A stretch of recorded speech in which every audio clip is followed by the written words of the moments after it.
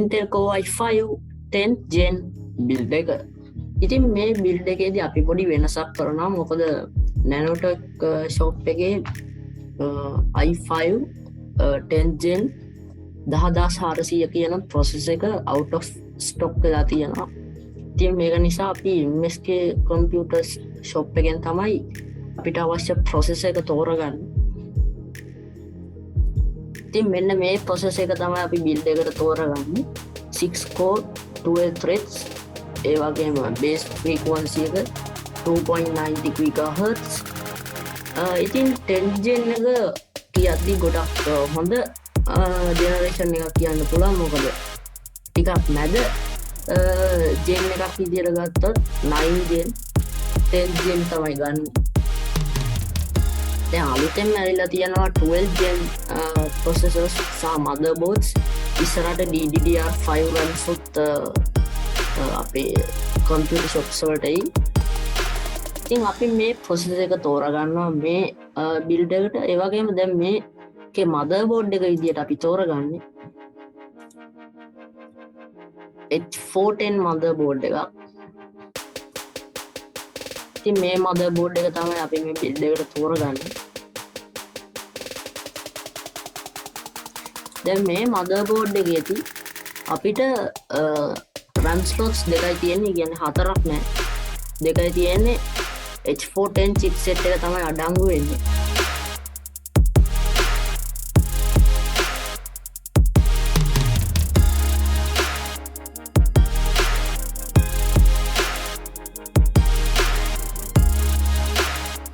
ඉතින් අපි මේ build එකට මේ motherboard එක තමයි තෝරගන්නේ.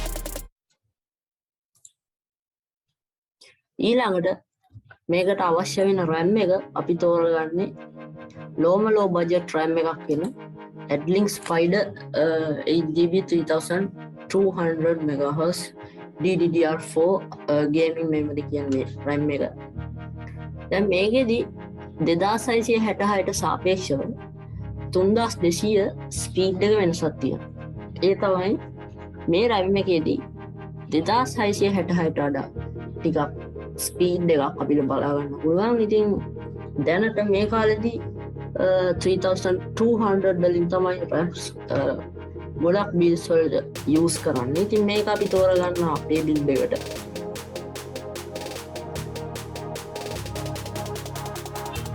ඉතින් අපි storage විදියට desktop hard disk එකක් විතරයි තෝරන්නේ. ඔයාලට ඕන පුළුවන් NVMe එකකුත් තෝරන්න.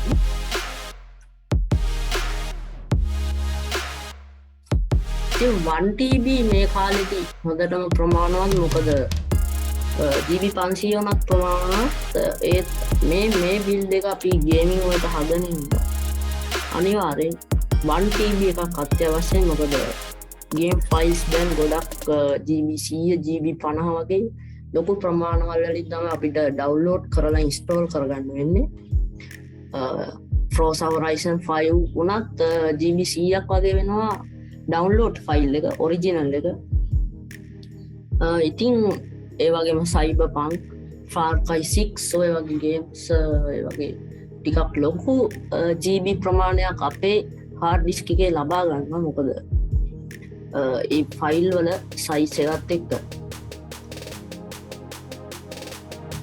අපි ඊළඟට මේකට power supply එකක් විදියට තෝරනවා. ඉතින් අපේ processor එක ගන්න watt 65යි. ඒකට අපිට මේ වගේ watt 450ක power supply එකක් ප්‍රමාණවත්. ඉතින් අන්තිමට අපේ casing එක වෙන්නේ Gfield casing එක. මේ casing එක තමයි අපි මේ build එකට තෝරගන්නේ. ඉතින් මේ casing එකේදී අපිට front panel එකක් ඒ කියන්නේ tempered glass එකක් අඩංගු වෙන්නේ නැහැ. මෙන්න මෙතන ඔයාලට RGB අවශ්‍ය නැහැ. ඒවා පේන්න හදලා නැහැ. glass එකක් වගේ දාලා. හැබැයි ඉස්සරහා අපිට grill එකක් තියෙනවා. ඒ වගේම ports වගේක් මෙතන තියෙනවා. ඉතින් මේ casing එක මිල හැටියට වටිනවා කියලා තමයි මට කියන්න තියෙන්නේ. මොකද මේකේ RTX VGA එකක් ඇඩ් කරනවා නම් ඉඩ මදි. මොකද ඒකකට ගොඩක් cooling අවශ්‍යයි. ඉතින් ඔයාලට පුළුවන් RTX VGA එකක් ඇඩ් කරන්න. තව බිල්ඩ් එක අප්ග්‍රේඩ් කරන්න හිතන් ඉන්නවා නම් ටිකක් හොඳ කේසින් එකක් ගාන වැඩි එකක් තෝරගන්න. ඉතින් ලෝම ලෝ බජට් කරන එක්කෙනාට තමයි මේ බිල්ඩ් එක කරලා දෙන්නේ. දැන් ඊළඟට මේකට ගොඩක් අත්‍යවශ්‍ය වෙන දෙයක් තමයි අපේ මොනිටර්ස් කීබෝඩ් වගේ ඒවා.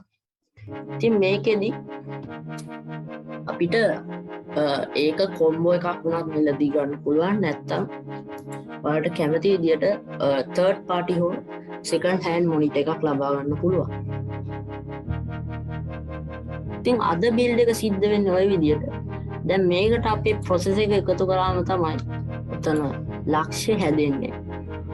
ඉතින් ඔයාලට පුළුවන් මේ විදියට low budget 10 Gen i5 build එකක් කරන්න. ඉතින් මේ 10 Gen Intel Core i5 10400 කියන processor එකෙන් අපිට onboard graphics එක GTA V game එක play කරන්න පුළුවන් low settings යටතේ.